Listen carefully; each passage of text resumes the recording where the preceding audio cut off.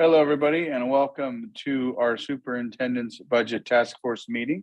We thank everybody for being here, especially during this busy season. A few housekeeping things before we get started with our meeting. Wanted to begin by introducing Mr. James Arcala. Mr. Arcala is our new Director of Budget, Audit, and Attendance, and we are so grateful to have him filling this seat and getting ready to start in Fremont Unified. He comes to us from San Mateo County Office of Education, and we're thrilled to have his skills and himself as an individual as part of our organization. So welcome, James, to this group. Thanks, CJ. Great to meet everyone. And also wanted to let everybody know that one of our trustees won't be able to join us today. Trustee Campbell won't be able to be in our meeting, but we are joined by Board President Diane Jones. And then we will have some additional individuals coming into the call as we go. Today, we're going to focus our time together talking about ELOP and ELOG. And all of us who are familiar with education know that we can oftentimes be a really big bowl of alphabet soup. And the California Department of Education doesn't always help us with that. But for those who are watching in the audience, it is an important note of distinction. So ELOP is an extended learning opportunity program. ELOG is our extended learning opportunity grant. And one of them, I would give a brief description, is more specific to a COVID response. The other one has the potential, but is not yet determined, to be more ongoing. And so with that, I think it's important that we talk about the programs as a group, because they do carry with it significant fiscal implications. And we want to make sure that we have an understanding of that as we move forward, and also take into account your feedback as a task force of what we might want to consider in the development of our plans, which need to be board approved for the ELOP, or in revisions of our ELOG expenditures as well. So with that, I will turn the stage over to our Associate Superintendent, Nancy Pfeiffer, and our Assistant Superintendent, Leticia Salinas. And I believe there is a slideshow that they're going to be going through with us. So I will make sure that multiple participants can share the screen, which I'm sure Ms. Sandoval has already done. Thank you. And Ms. Pfeiffer, if you're okay, I can start and then we can work together. I basically just put together some slides from previous presentations, if that's okay. Do you guys see that? Yes. Okay. Great. So a little bit about, thank you, CJ. Yes, alphabet soup is right. And they made it even more fun this time because they're using the same letters, but meaning different programs and different grants and entitlements. So just to begin with the ELOG, if you want to think about it this way, it's a grant. And with this grant, there was a plan that was written and submitted to the board. We had significant information around it and input. But in short, in March of 2021, the governor signed AB 86. And it was really to start to address the learning recovery programs. If you remember at this point, school districts were deciding if they were going to come back to in-person instruction. School districts were doing learning hubs. We were getting ready to come back and knowing full well that we would have students that were going to need some support. And with that came some funding. And so what the regs say is that at minimum, the plan would provide supplemental instruction, support for social and emotional well-being, and to the extent permissible, food for our students. If you remember, I know Fremont did a wonderful job around trying to make sure that kids had access to meals during the day, even if school wasn't in session and they were all learning virtually. So a big shout out to our food services folks and team there who really came out first to make sure that kids could drop by and get meals. So all of that is to say that this funding was to allow districts to certainly continue to meet that need for our students. Next slide, please. The ELOG, also the grant, it speaks to, for Fremont, what we did with this money. And what it speaks to was we ended up coming forward with some supplemental sections for all secondary schools. And so our schools had an additional 0.6 and a point for the high schools and a 0.4 for the middle schools. And we let each school come up with their plan to address the need of our students. So what that meant was smaller class sizes. It had more individualized instruction, and it really just some more options for kids that needed to either do some credit recovery or they needed just a smaller sections as they were moving forward to return to in-person instruction this year. At the elementary level, we had intervention teachers. Okay. At the elementary level, we had intervention teachers, and those folks are working with our tier 2 and tier 3 students, or students who are the most in need via our MTSS model, our multi-tier system of support. Fremont also looked at expanded summer programming. So last summer, we brought back academies for our students, and we also heard loud and clear that we wanted more than just math. So this summer, I'm very happy to share that we will be coming forward with 5 elementary math and language arts academies. The junior high will also expand, and really this will be some very targeted instruction for our students to really have that longer school year looking at targeted support for students, all via the results of our iReady assessment. So we also were able to purchase iReady, Nearpod, and Seesaw. So seeing that intertwining of resources to meet the needs of our kiddos and our students. We also, within this funding source, looked at the social emotional learning adoption K-12. So we're in the midst of finalizing that and bringing that forward to the board to review and approve. And also other textbook adoptions. With this one-time funds, we know that we have to be able to build capacity, but also leverage these one-time dollars to get our students what they need and our teachers. And so we use, within the plan, we have some monies allocated towards that. We also have professional development for teachers, not just in the area of restorative practices or social emotional learning, but in other areas as well, all the needs that they need to be taken care of. And then finally, paraeducators. So we are still in the middle of looking at how these funds can be used. There is a mandatory set aside for us. It's about $2 million for paraeducators, and it could be for an expansion or really also currently staff is paying for our paraeducators and also professional development for them. Next slide, please. And so what we heard from the use of these funds is that they can now be expanded through use through next school year. And we're also continuing to provide some updates to the board as to how we're doing and the trajectory to spending of these funds. So our most recent was just, I think it was just about a month ago. And I'll be coming back to the board in May with another update as to what's been spent so far.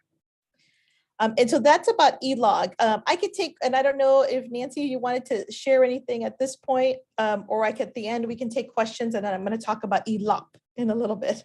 I just wanted to share with the group that, you know, the funding that the district received was $19.6 million, $2 million for paraprofessionals. The plan was approved by the board, and yes, you're providing updates, and we have 1 more year to spend that funding. So that's all I wanted to comment. Thank you.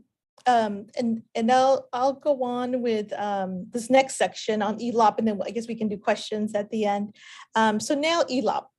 Now, this is a program, and I want you also think of it as it's an entitlement. So this was not something that districts could opt out of.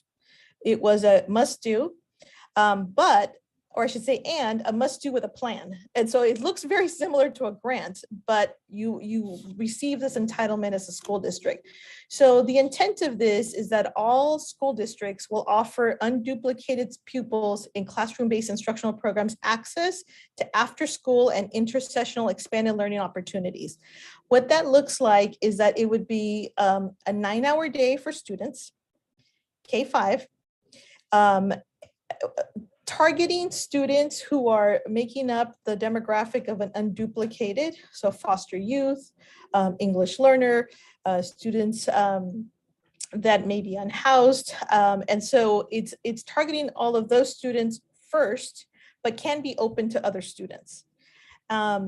Additionally to the 9-hour day, it would also include 30 days of intersessional learning opportunities. So that means it could be the 20 days that we're doing for summer school, for example, but then an additional 10 days during the school year where students will have access to expanded learning opportunities. So I'll go to the next slide, please. So further defined, it means, as I said, it could be before school, after school, summer, spring break, winter break. And it's a time to focus on developing not just the academic, social, emotional, physical needs, and the interests of our students through hands-on engaging learning experiences. So it can be anything from expanding like an after-school tutoring program, bringing in enrichment, bringing in certainly meals. So we will be working very closely with child nutrition to offer snack and supper. And so we would build on that. And also continue to engage with our community partners. So a little bit about what we do right now. So currently, Fremont Unified School District participates in a grant called ACES. And the ACES grant is for, we have 3 school sites that have it, and it's an after-school care of sorts. It's a very small grant because candidly, we are not like a lot of our surrounding neighbors that have a high unduplicated count or a high free and reduced price lunch population. Ours is pretty smaller in scope for Alameda County, we can say. But with this grant, we still have students that would qualify and are in need of this service. So we currently partner with the city of Fremont to provide these services. And one of the possibilities is that we could continue to build on that partnership with them, but we could also expand to other community-based organizations and other organizations to provide this after-school programming for our students. What it also speaks to is that we have to ensure that the learning activities are adding to the school day. So a lot of people say, oh, it's just after-school care. It's going to have to be more than that. We understand that most districts have it staffed by classified employees, and we can work with that as well. But we also know that there are standards for after school learning. And so it will have to be beyond just kind of homework club of sorts. It will really have to be something that is enriching, that builds on their regular school day and regular school year. Next slide. So where we're at is that, as I said, it will be offered within our school district at multiple sites. School districts are asked to prioritize programs at schools that have the highest unduplicated students or students that are eligible for free and reduced price meals to really maximize the number of students that will have access so that it's in their neighborhood and they can participate. Because ideally, it's supposed to be seamless. The school day ends, after school program starts, and it's just come get your supper or your snack, and then you transition into this after school program on site. And so as it says here, it mirrors our ACES grant that districts have across Alameda County, and that's kind of one of the models that we're looking at. Next slide, please. Some more regs around it is that every student's eligible, but we have to prioritize unduplicated. We can charge fees, but we cannot charge homeless youth, foster youth students eligible for free and reduced price lunch. And so there can be that component to it. There are ratios that they put out, as you see here, except for TK, that's 10-1, but overall it's 20-1. And here's an important part. It's aligning to the standards for expanded learning. So again, it is not just babysitting, it is actually a connection to the standards, a connection to the after school learning standards. Next slide, please. And so here's some intersections. So I was able to participate in a webinar with the California Department of Ed, and I thought this slide was pretty powerful. So they want us to look at the promising practices of the ACES grants and the 21st century. We don't have 21st century here, we have ACES, and the ways that the ELOP can really align. So they see, again, there's the ability to charge fees. There's this inclusion of enriching activities and physical activities. So there should be some outdoor education. There should be some games. There should be enrichment. It can be art. It can be science. It really is up to the school district to meet the needs of what families want and what their students want. It has to be a safe physical and emotional environment for students to engage in. There are staffing requirements, as I said in the previous slide, much like the ACES grant. Staff training has to be a part of it. Again, integration with the school day, community collaboration, fiscal accountability. So there will be audits, not this year, but the auditing will start next year is what we're hearing. And then inclusion of either a snack or supper meal or both. And then finally, a lot of reporting because they want to be able to keep track of just how many students are served and also what is the quality of the program improvement. So what we're looking at, and next slide, please. What we're looking at as a district is that we have to first start here. So our next steps are going to be, we're going to review the data and see where are the students and where we can program to meet the needs across the city. This will not be at every school. We just don't have the funds for it, nor the bandwidth to do that, to do a quality program. So this will be at schools that have the highest unduplicated student population. There will be community engagement and drafting of the plan. And what that speaks to is that we sent out the LCAP survey, their annual survey, and we included some questions there. But we anticipate also doing some more engagement around this, not just with all of you, but also with some of our families and our staff. And then also there has to be a plan that's approved before June 30th. There's no deadline. So I'm looking at like our neighboring district in Hayward, they have a very robust 21st century ACES grant across their district. They're able to just kind of seamlessly incorporate this and use some of this as replacement funding for what they're doing. We're in a very different place for Fremont because we've had it on such a small scope. We're basically starting in many ways from scratch. And so what we're doing is that tomorrow we're bringing to the board a new job description and position, which would be an assistant director that would be funded out of the ELOP and also some of the funding that we have with the CSACE plan. Because we look at this as not just after school programming, but it's really building on meeting the needs of intervention for our students. So this position will be able to really lead the charge on ensuring we have enough in community engagement. We're keeping strict to the accountability aspect of this. We anticipate that there's an indirect cost. So I know that in the business department, there will be some indirect that will be captured for the district because although we're getting wonderful funding across our district, we also know that means there's going to be an added layer of need in the business department as well. So we will be able to capture some indirect on this. And then really engage and build on what we started with the ACES grant. And so that's where we are right now. We anticipate bringing a plan to the board in June, if not sooner, if we can get this position filled and really continue with the work. I've had some very preliminary meetings, and Dr. Rocha in State and Federal, we've had some preliminary meetings with the city of Fremont. They're on board, they're ready to support. In fact, they joined me at the, I didn't know they were going, but they joined me at the CDE webinar. There was 800 of us on that webinar. So I mean, across our state, folks are really interested in ensuring we do this right. But that's just really where we are right now. And I anticipate having some more discussion around this. So that concludes my part. And I don't know, Nancy, if you wanted to add anything else to this. The only other component to add is that they are giving us, even though we received of the $3.4 million, we've already received 1.8 of that. This year is still a planning year, and so will next year. And further, then we can start the program once we've had everything in place.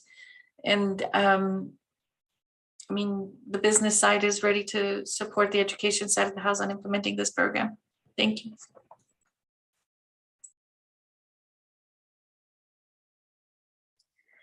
Thank you, Letty and Nancy. Any questions or feedback from the group on the ELOP or ELOG? Feel free to raise your hand in the Zoom setting or just on the screen, and we'll get to everybody as soon as we can. We'll start with President Jones. Yeah, thank you. A couple of questions. Since we have to offer this to unduplicated students, and we know we have unduplicated students at every site, but we're not offering at every site, do we need to provide transportation to students so that they can access the program if they're not at a site where this is offered? That's a great question. We posed that already to CDE, have not gotten a response back on that yet, but many districts were asking the same thing as well. So that may be a possibility. Yeah, I'm presuming that it's going to be, just given if we have to make it accessible to a certain population of students, then we're going to have to figure out a way to make it accessible to them. And I know we probably can't do this at every site, so I would presume we're going to have to deal with transportation, and so that's going to need to be factored into our budget somehow. And the other question that I have, and this is more maybe a question that I should direct to the state and our legislators, is that we already have a hard time staffing things in public education, and that's statewide, nationwide. You expand this program that every district is going to have to offer. We're all going to be competing for the same people. Where are these people magically coming from that are going to make this work statewide? I just, I've communicated that to legislators. I'm not sure how they're receiving that, but do we have confidence we're going to be able to staff this? It's a great question, President Jones. I think in terms of any vacancy that we have coming up for next year, we're going to continue to work hard to try and find the right candidates. But to be very transparent, hiring is a challenge across sectors right now, but especially for education. And that goes for classified positions, management positions, and our classroom teaching positions. These after-school positions do not have to be certificated staff. They can be what would qualify as classified staff. And sometimes we are able to get some good after-school staff for people who are taking junior college courses or other courses.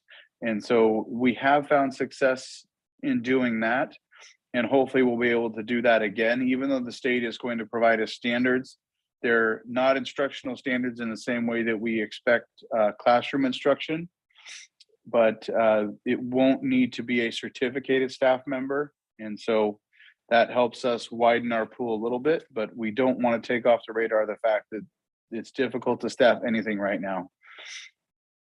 And do we know if the state is going to provide any sort of relief if districts in good faith are doing their best to offer these programs and then, for some reason can't staff to make it work?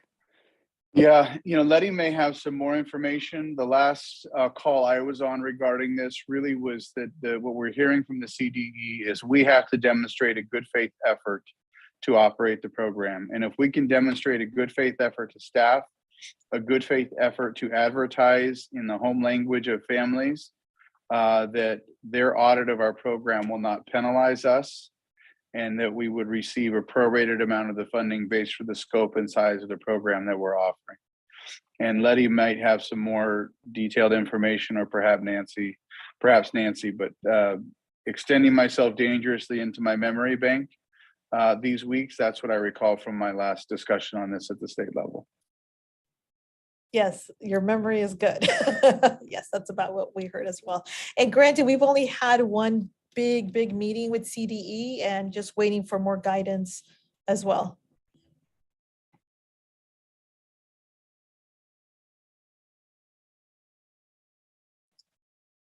Okay, any other questions from the group? Our group's a little bit smaller today. So if we don't have more questions, I'm going to share just a quick update that I got today on the conditions fiscally across the state, and we'll see if there's any other input or general topics. And then if we wrap up early, we can wrap up early.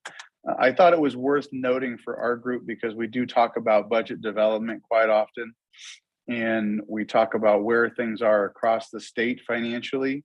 We've obviously seen the governor's budget proposal look like a much better picture over the last 3 years, or for the next 3 years. And we've even seen some publications from the Legislative Analyst's Office, which indicate we may see a greater COLA when we get to the May revise. And so what I like to do is look at what School Services announces and what the Legislative Analyst's Office announces. And I like to look at the Department of Finance. And it was interesting that in the February Finance Bulletin, this information was shared today by School Services. The Department of Finance issued a promising state revenue outlook, but caution against too much optimism before the May revise. And so I just wanted to kind of talk about that for a minute with our group as we continue to keep our eye fixed on the future of our fiscal condition.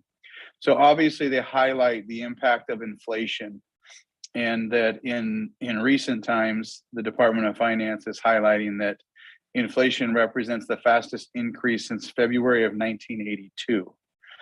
But they also highlight the fact that we are ahead of projections for state revenue. So year to date, for personal income tax, it's projected at 76 million, according to the chart that I'm reviewing. And we're above that by 12%. And just for some context, the sales and use tax, which is one of the other big three taxes that we look at, is down by 1%. And corporation tax is up nearly 80%. So if everything looks that good, why the note of caution? What the Department of Finance is saying is that state revenues will be higher than the governor's January budget proposal, which is good news for us. That's what we're looking for, because that means that we could see an increase in the Prop 98 dollars for 21-22 and 22-23. The cautionary note is because we need to wait and see what taxes look like after they are filed. So what they're looking at closely is when people are filing their taxes, what's happening with those taxes? Are the corporate taxes less? And what is happening with the income tax credits for individuals? And so as the tax dollars come in, that's part of the reason why you say, well, why is there the May revise? Well, because you start to see a better picture across the state for their fiscal picture, because we collect in California so much money through the big three taxes. But it's a good note that we continue to see an optimistic forecast in the future for our financials. And we're excited for the May revise. And really, it's a nice time to be able to see that optimism, and obviously paying attention to the cautionary note that we need to be watching what's happening with the state tax revenues as we get through April. But I thought that was just a quick summary, some good information for us to continue to think about moving forward. So any questions on that or the other information that we've covered so far?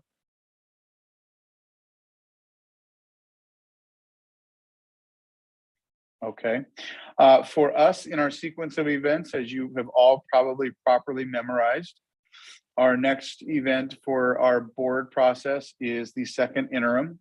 That'll give us our next formal update on the status of the budget within Fremont Unified. And then we really start to turn our attention to what our second interim tells us and where we're looking for budget development into that June cycle. So as you recall, we'll be going into that cycle, believe it or not, pretty quickly. We'll have our 2 meeting cycle and 2 public hearing cycles for our LCAP and our budgets coming up in June. And we'll be talking about the findings of our second interim and also prioritizing our future expenditures for the out years and getting some feedback from this group in our future meetings. All right, well, without further question or comments, bless you, I will be happy to let our group go. Thank everybody for their time and look forward to our next meeting. Ms. Sandoval, anything we need to cover for the group operationally before we end? No, we are good. Okay, well, thank you, Assistant Superintendent Salinas, for being our guest. Welcome, James.